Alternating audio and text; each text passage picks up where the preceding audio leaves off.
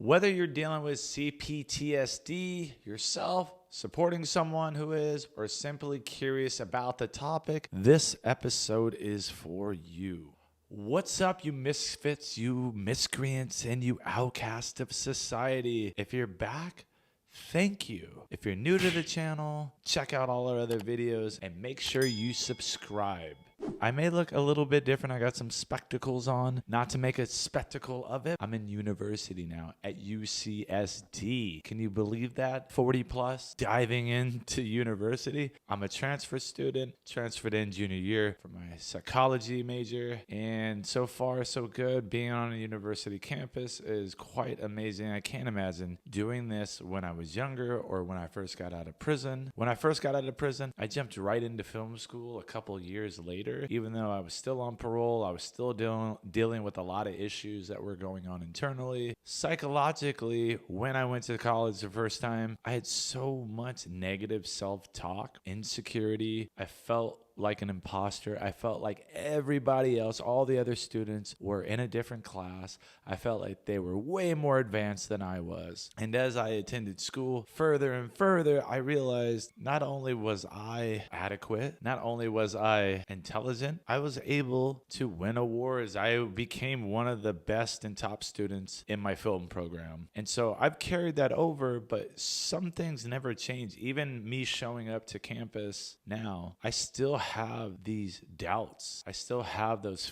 feelings of feeling inadequate or that I don't belong because I'm older now. That type of negative self-talk, it's not restricted to myself. Everybody goes through this, but sometimes it's a little bit deeper. Sometimes we could deal with PTSD, and some of us deal with complex PTSD. One of the ways that I've been able to rise above and to negate a lot of the negative self-talk is by reading Pete Walker's Complex PTSD: From Surviving to Thriving. This book and him have completely changed my life. It really has allowed me to understand that a lot of what I think and a lot of what I feel comes from a place of feeling abandoned when I was a kid. And this has thrust me into responses like fight, flight, freeze, or fawn. And this can incapacitate a person. And it has done this throughout my life. And I've always been able to reel it back. But lately, I've been able to just let it fly by, and a lot of that has to do with me reading this book several times, and I wanted to share with you a little bit more about the book and Pete Walker and what complex PTSD is. Whether you're dealing with CPTSD yourself, supporting someone who is, or simply curious about the topic, this episode is for you. So let's start with the basics. What is complex PTSD? Unlike traditional PTSD, which is typically linked to a single traumatic event, CPTSD stems from prolonged or repeated trauma, often during childhood. This could be due to ongoing abuse, neglect, or abandonment. The effects of this kind of trauma run deep, shaping a person's identity, worldview, and even their ability to navigate daily life. Pete Walker's book sheds light on this complex condition, offering not just a clinical perspective, but also practical tools for healing. So let's break it down, starting with one of Walker's core concepts, the 4F responses. The 4F stand for fight, flight, freeze, and fawn, are survival responses to trauma. Walker explains that these are not just reactions to immediate danger, but are deeply ingrained patterns that develop as coping mechanisms in response to ongoing trauma. Fight might manifest itself as aggression or a need for control. It's the I'm gonna overpower the threat response. Flight is the urge to run away, whether physically or mentally. This could look like workaholism or perfectionism, constantly staying busy to avoid dealing with pain. Freeze is when you mentally check out or become immobilized by fear. It's a feeling of being stuck or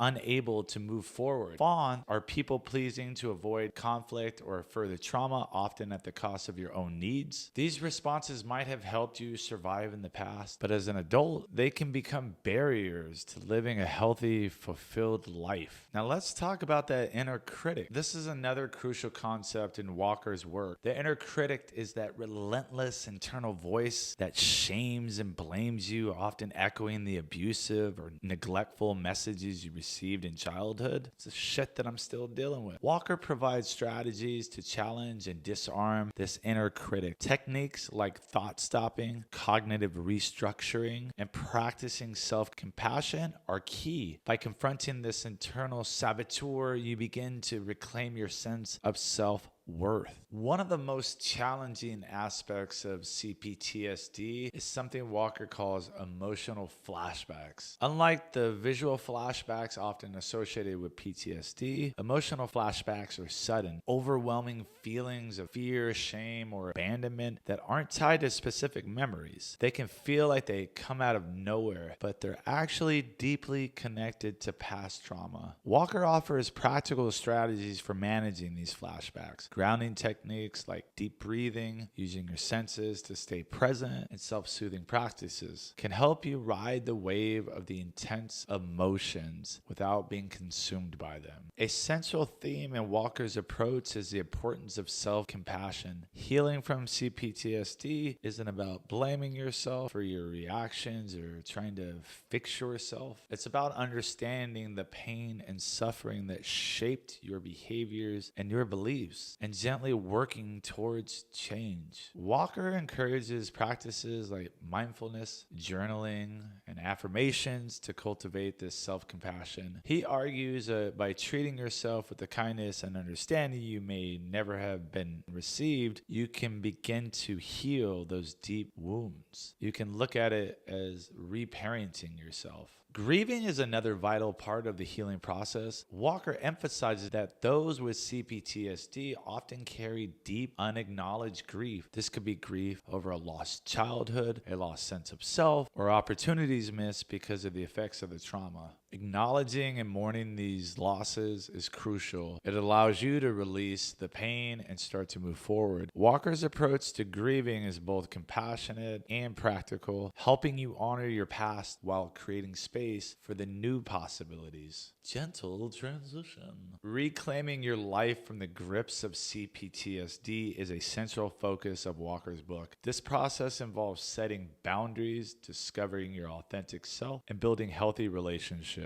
Walker provides practical tools for the journey, tools like assertiveness training, boundary setting, and learning to communicate your needs effectively. Something that we can all learn how to do a little bit better. He also highlights the importance of self-worth. CPTSD can make you feel like you're not enough or that you don't deserve happiness. Walker's work is all about challenging these beliefs and helping you reclaim your right to live a fulfilling, joyful life. And who doesn't want that? So what does recovery look like? According to Walker, it's a holistic process. It's not just about changing your thoughts or behaviors. It's about addressing the physical, emotional, mental, and spiritual aspects of yourself. Walker offers a variety of recovery tools, from somatic techniques that help regulate your nervous system to cognitive strategies that challenge negative thought patterns to relational tools that help you build supportive, non-toxic relationships. Finally, while complex PTSD from surviving to thriving is a powerful self-help guide, he encourages readers, and so do I, to seek out trauma-informed therapists who can provide additional support and guidance on their journey. As we wrap up today's episode, remember that healing from CPTSD is a journey. It's not linear. It's not something you have to do alone. Pete Walker's book offers a roadmap for this journey filled with compassion, insight, and practical tools. If you or someone you know is struggling with CPTSD, I highly recommend diving into this book. It's a resource that can help you move from surviving to truly thriving. And I am definitely a testament to the worth and the outcome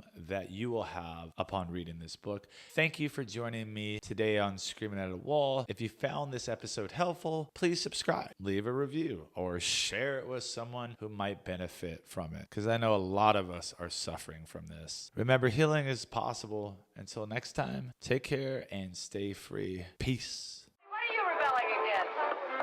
What do you got? We were trying to change something. Skateboarding is a way of learning how to redefine this country don't care about supporting you. Now, baby, push me. Push me again now. Screaming at a wall.